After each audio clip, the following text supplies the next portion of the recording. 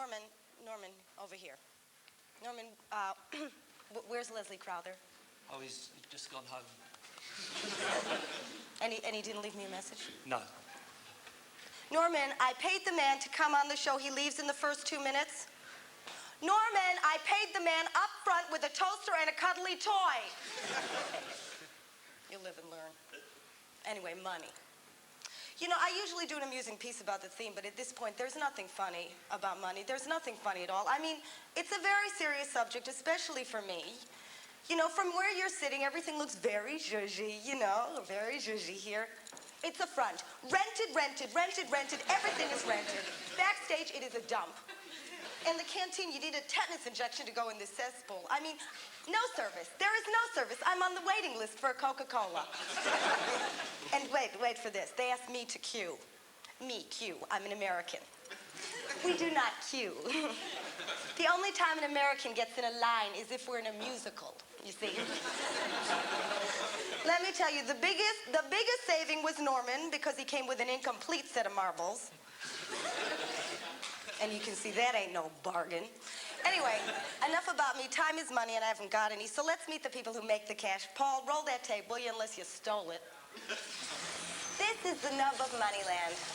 You can just smell that cashola in the air. So where do all the rich guys hang out? Sweetie, that's where the money bags go. Come on. This is Peregrine McCreeve. He works here. Doing what? What do you do down here? We work very much with institutions, with large insurance companies, banks, people who want to borrow money, corporations that need money to How much money are we talking? I mean, like, if I gave you a check this afternoon, could you make money by tonight for me? Personally, me. I mean, could... Probably, but it would probably be by going to the local bookmaker. You, how much do you touch a day? I mean, how much do you deal with a day? I mean, the trouble is when you deal with these big numbers, like, let's say we might trade $1 billion worth of money market instruments in a couple of hours, it makes it very difficult to have proper perspective when you go out and start, you know, buying jelly deals, for instance. But you don't want to take your work around with you all the time, otherwise I'd be even more boring. Then you are. Peregrine, it's a good thing I've got you here, because you're kind of expert on stuff. As an American, this just looks like somebody had a bad cold. So, just explain this English food to me. Well, this is jelly deals. A very, very traditional Cockney dish. So jelly deals is one of the reasons I came back to work in London from America. Really? Yes. For this stuff? Yes, absolutely. It's highly recommended. So, what's your name? My name is Catherine Thomas. And what do you do? I'm a stockbroker, but basically I'm a research analyst. I basically look at companies, I assess whether they're worth buying, selling, or whatever, and then I get on the telephone in my time and say, this is a buy, this is a sell, it's a bull market, it's a bear market, go for it. What kind of background do you need as a woman to get into this biz? As a woman, you need to be ultra clever.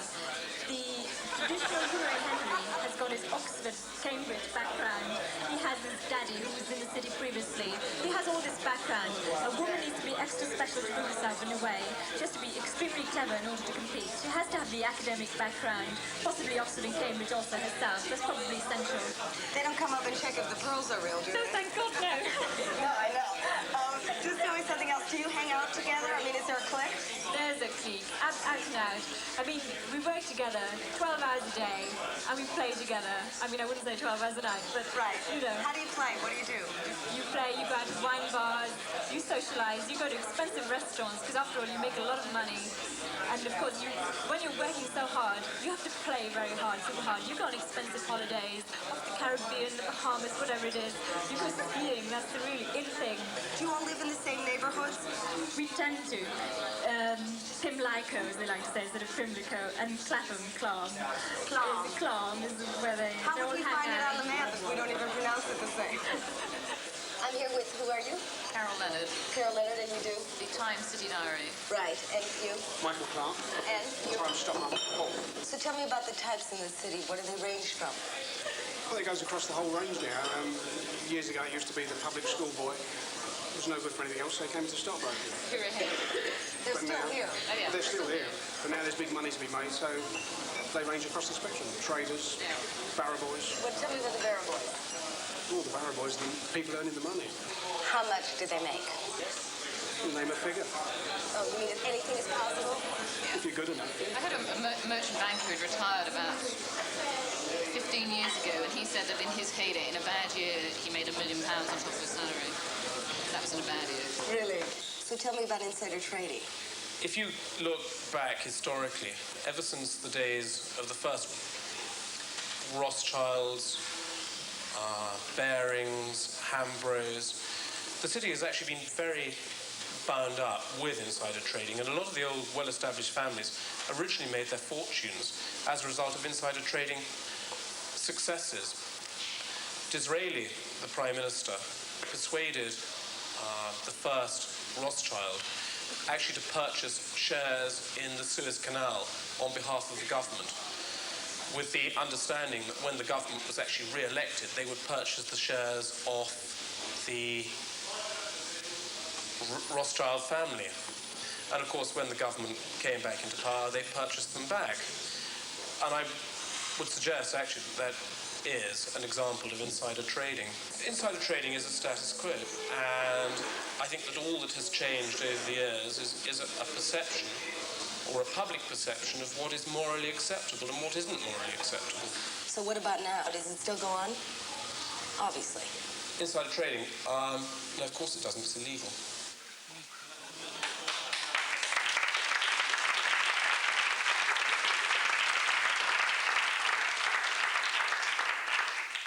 Well, there's the city for you on a platter. Anyway, our first guest advises people on how to make money, and he's very, very rich. Will you welcome Bob Beckman?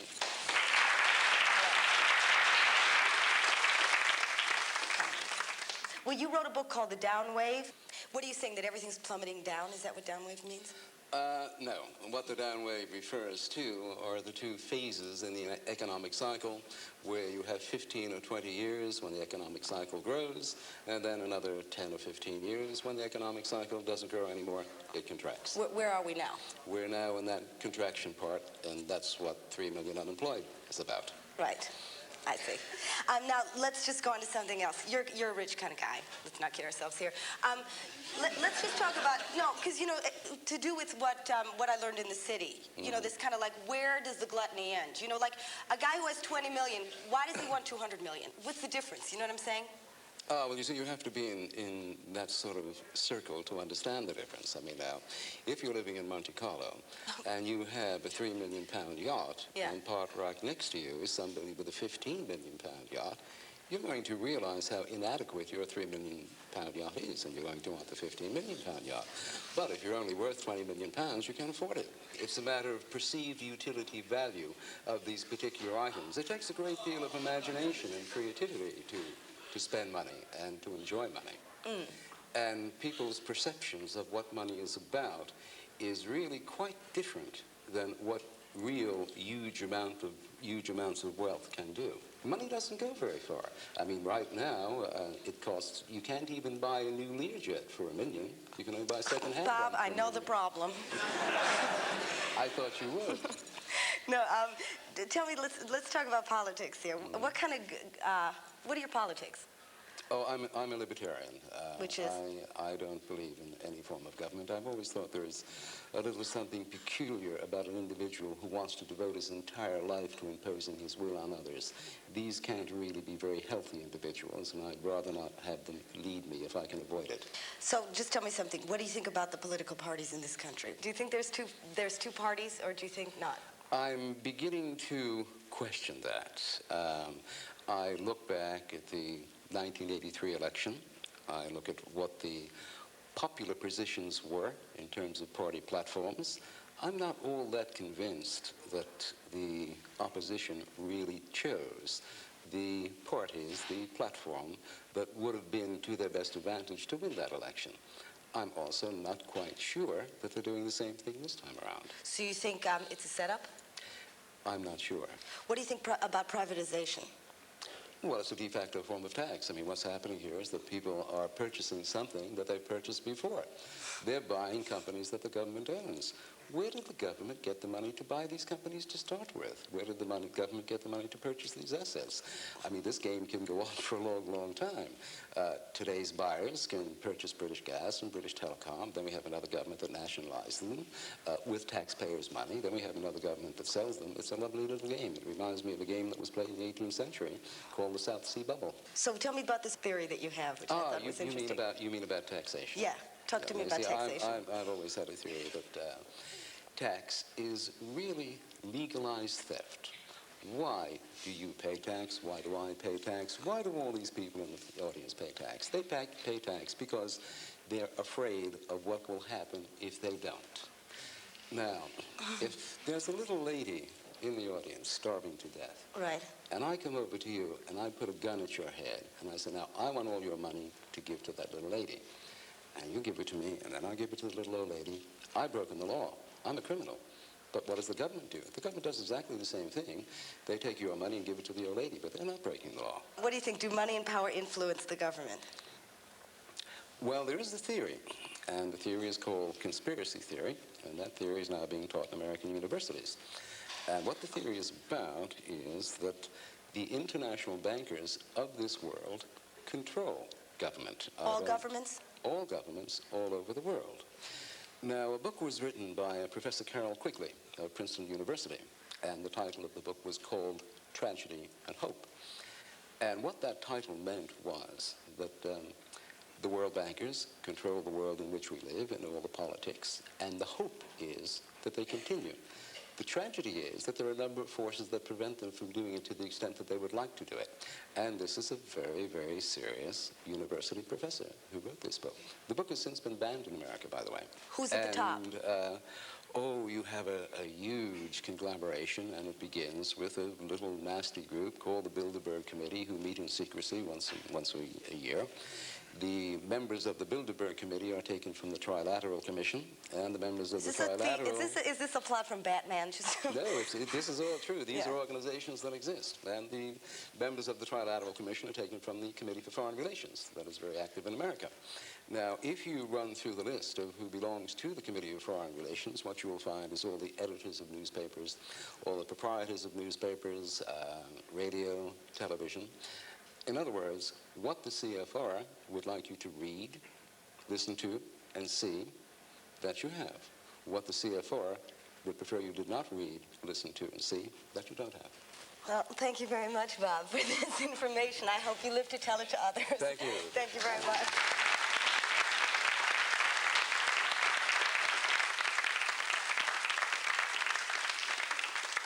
Bob, you work pretty hard to make a lot of money, but we actually have a woman in the kitchen who eats it, okay? So I'd now like to welcome Joan Oliphant-Fraser. She's the spearhead of the champagne diet.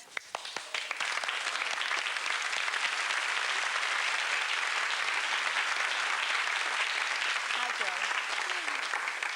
Joan, just give me a clue. What's the diet? Oh, well, it's the champagne diet, and you've got all the right things. Champagne. The water, the mineral water, the aqua mineral. And what do you just do, get drunk every day and Oh, then forget about your weight? No. Oh, the water's part of the diet. Do you have to eat it in an order, or you just go for the burn? No, you just have it.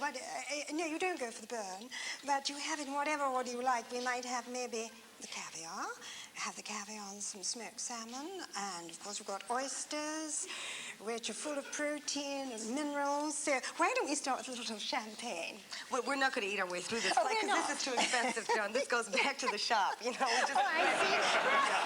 This is a Channel 4 show, Joan. Just tell me something. Is it a coincidence here, or why is everything expensive? It's not because it's expensive. It's because it's so good. For you, Joan, but, you know, some of us like Milky Ways. But you have champagne truffles.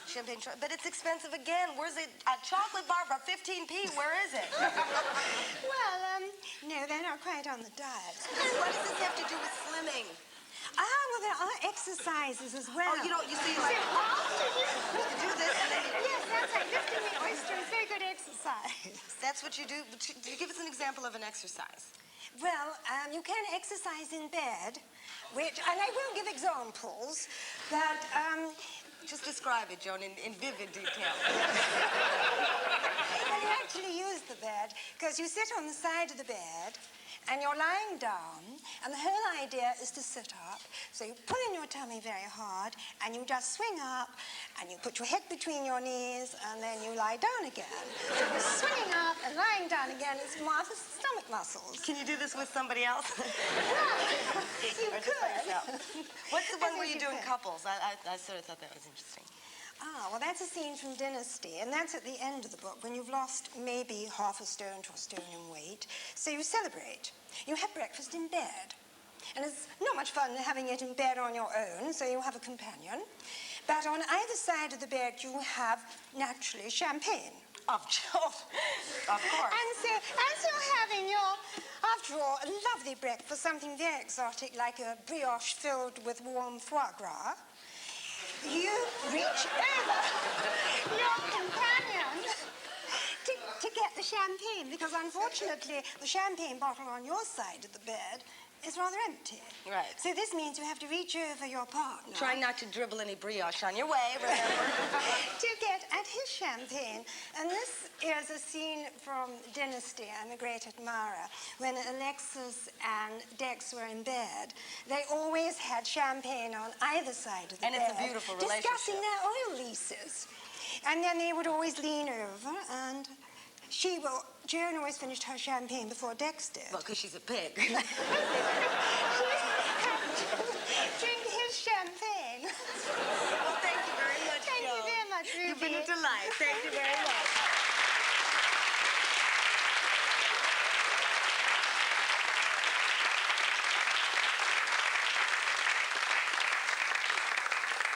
If it's true you are what you eat, Joan's pancreas is worth a fortune.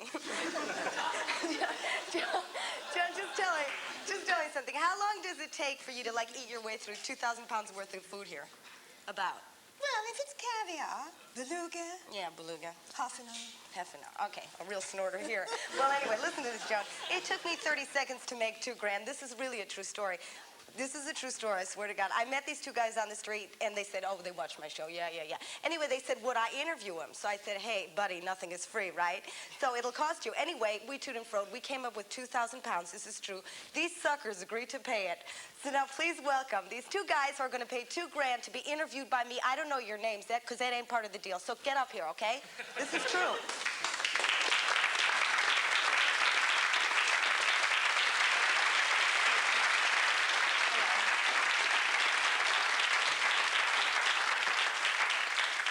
So what's your names? Okay.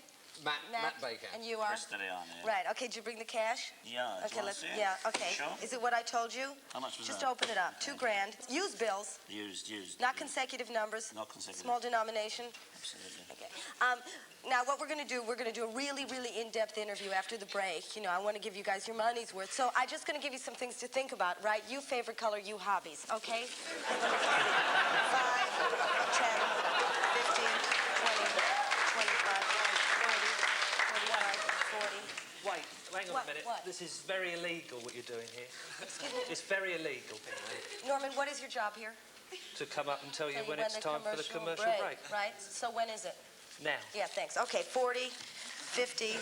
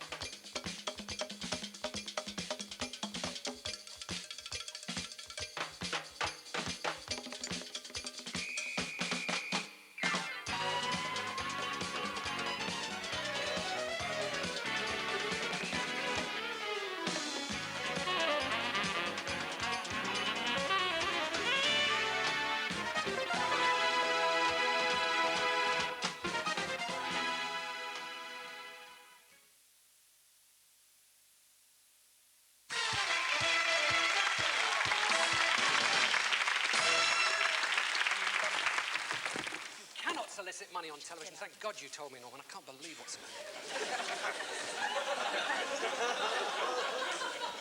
Well, there will be no interview, for reasons I will take up with my producer later. Fine. What? Benzilla now, cue? Get out of here. Norman, you cue the band. I don't feel like it. All right. Why did it take so long to find someone like you? No hesitation, now I know the answer is true. There's never been a man like you, baby. No other lover can do what you do.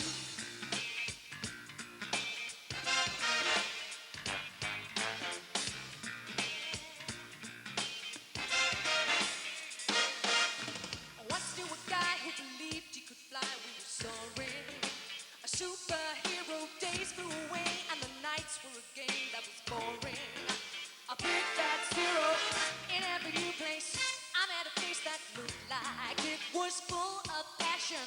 Was there a reason that love went out of season, like last weekend's fashion? Why did it take so long to find someone like you? No hesitation, now I know the answer is true. There's never been a man like you, baby.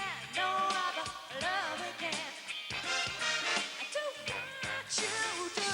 There's never been a man like you, baby.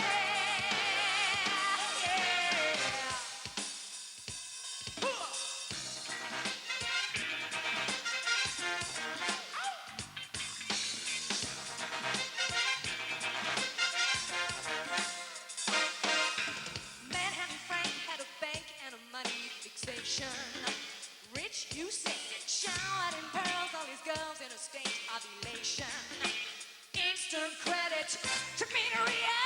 I felt like Cleopatra in her finest hour. The beneficial, his love was superficial. It had no staying power. Now I'm a million miles away, here by your side. Your way of loving was the one thing I never tried. 'Cause there's never been a man like you, baby. No other lover can do what you do.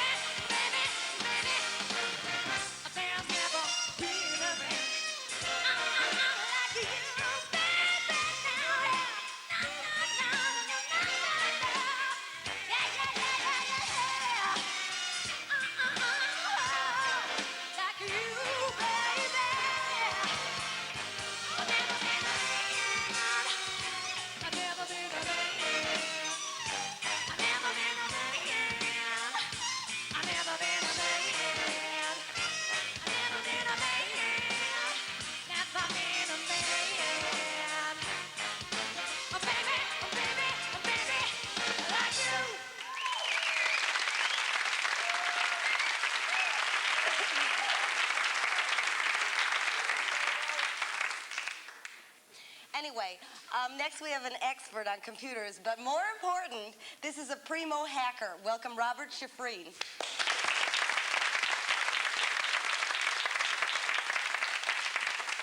So what's a hacker or a hackette if you're a girl? What's a hacker? Somebody who breaks into someone else's computer. Via the telephone line, usually, from home. And is it legal? There's no law that says you can't break into someone's computer. If you break into a bank and move money around, it's fraud. If you break into other places, they can do you for what you've done there. But there's no law, and there wasn't a law that says you can't break into someone's computer. They decided, when they arrested me, that it was going to be forgery.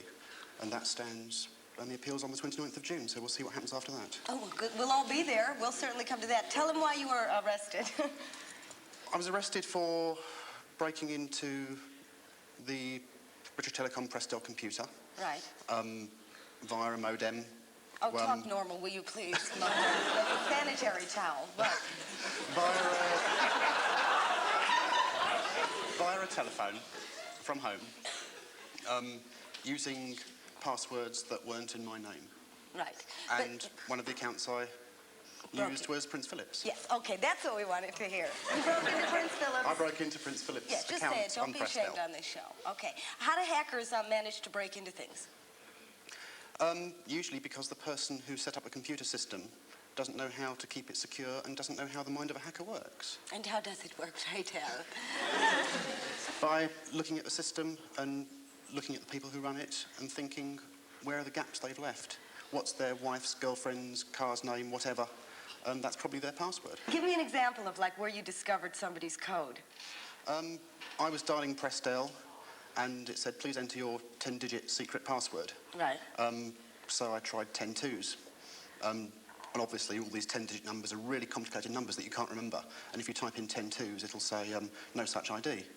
It said, correct. To get into Prince Philip's, that's it? To get halfway into a British Telecom internal test account, then it asked for a 4-digit password. 4-digit passwords are letters, numbers, capital letters, small letters, whatever. I tried 1, 2, 3, 4, and it said, correct. You don't have to be a whiz kid, do you? No. Where do they, I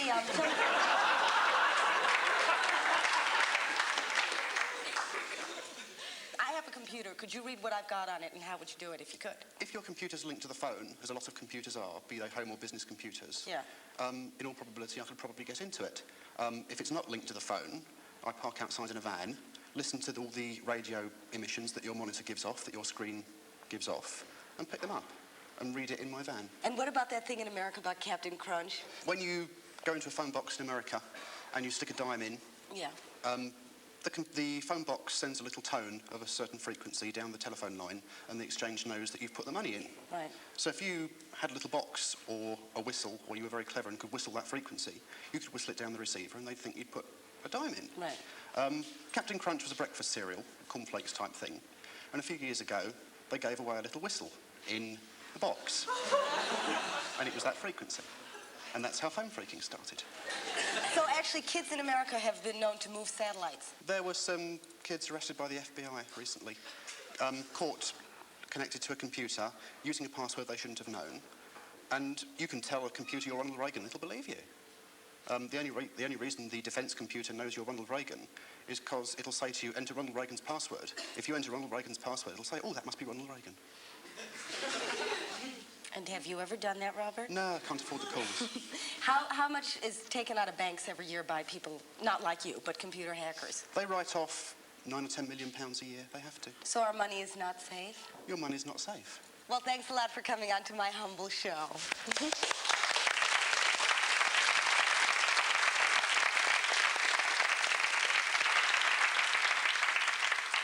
Speaking of money, what better swindle than rock and roll? This is the man who managed the Yardbirds, Japan, Wham, Simon Napier Bell. Hi,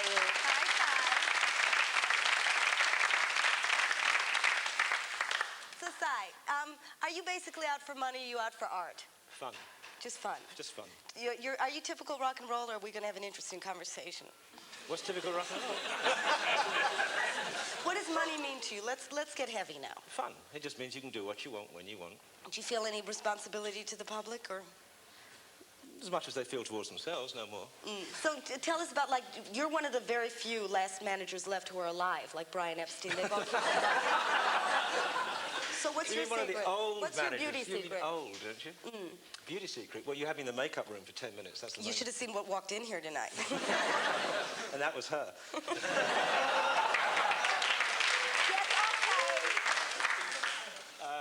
The secret is sex, drugs, and drink in the right proportion. All the other managers got them in the wrong proportion. You must get them in the right proportion. And what's the balance for you? 100% of all of them. Right. Is there anybody who's interesting that's a rock star? Really interesting as a human being? No, the main thing which is interesting... What's interesting is what they do with themselves, not what they are underneath. If they were interesting to start with, would they bother to change themselves into a rock star? I mean, they all make themselves. These kids, they go at 17, 18, they decide they want to be a rock star. They get in front of the bedroom mirror and they change themselves, you know, put in contact lenses, thin themselves out, fatten themselves up, do exercises, whatever, change their voice. If they were happy with what was there to start with, they wouldn't do it, would they? And so what comes out might look good, but if you try to find out what's underneath, it's what there was to start with, and if they weren't happy with it, why should we be? But Mark Bolan, was he... Mark Bolan? Bolan, He wore things like you, those silver flash things. Yeah. His earrings were a bit bigger than us. What was he like as a person? He got into it like everybody else, but he got out. It was rather sad, actually, because he got out of everything he was into and came back and was just making a huge comeback and was building himself up again, had a TV show and new records released. And then he killed himself in a car crash. So, what happens to rock stars when they die? Do you make more money or less money? The funny thing about Mark is he always said to me, I want to die in a car crash. In fact, his hero was James Dean. And he said to me, when I first started imagining him, he said, one day I want to die in a car crash. I hope you didn't have a long contract. And moreover, it ran out long before. And moreover, he said, a Porsche wouldn't be right for me because I'm just a little chap. A Mini would be better. And that's what happened, but he said it 10 years earlier. Really? Do rock stars make more money after they're dead? Not personally, but did Janis Joplin's records go up?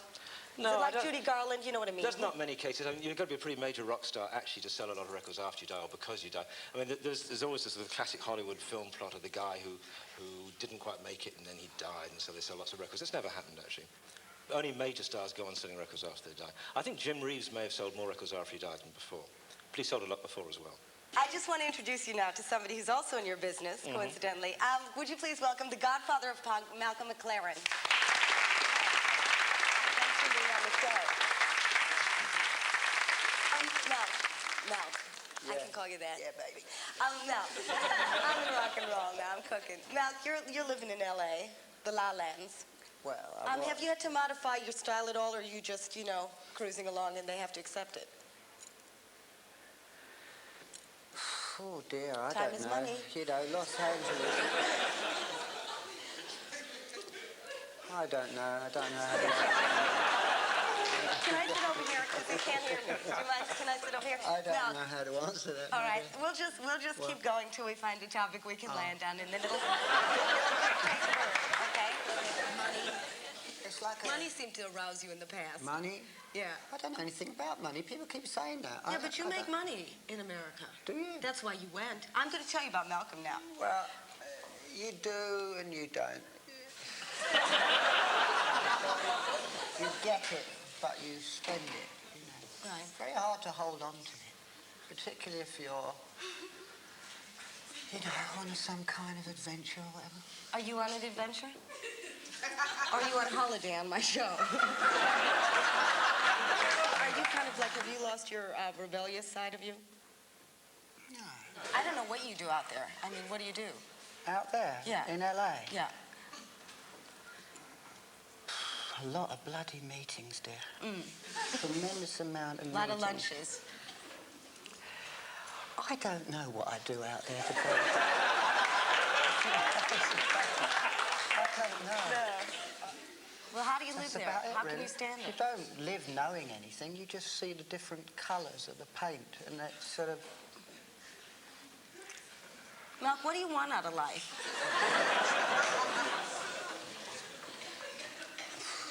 I don't know. I think that what I want, just to keep having an idea, you know. Just have a good idea. What has LA done to you?